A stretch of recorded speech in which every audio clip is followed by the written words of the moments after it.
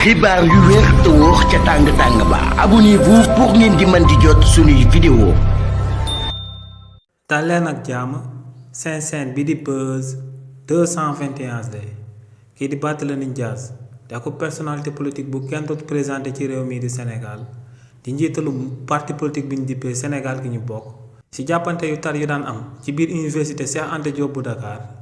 te li ni mel daal di sabab akub étudiant bu yooyu ci turu Abdoulaye Ba daal di fay jaaree daal di génn àdduna li ni mel daal di nay sabab kookee di Barthélémy Dias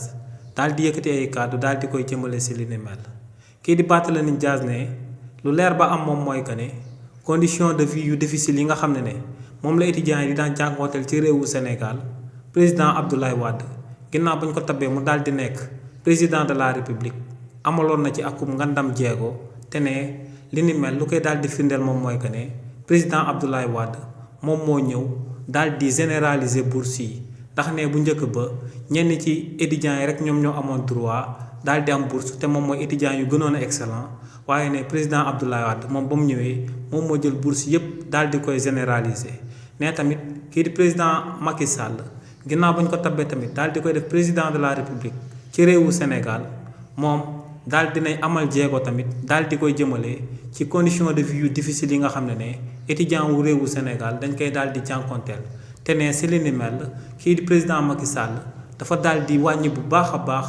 billet ticket resto yi nga xam ne moom la étudiants yi di daal jëfandikoo ngir daal di jënd lekk waaye nag ne waa régime bu bees bi nga xam ne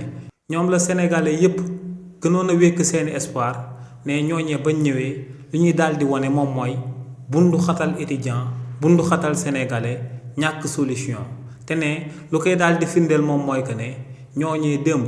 seeni jëf démb daal di nay sabab akub étudiant daal di génn àdduna nee nag li ni mel ñaaw na bu fu ñaawu daal di yem waaye tamit ne li ni mel day daal di firndeel que ne ñu daal di teg ci bopp réew mi que ne ñooñee dañoo incompétent que ne du ñooñee ñoom ñooy génne réewu Sénégal ci guuta gu mu daal di nekk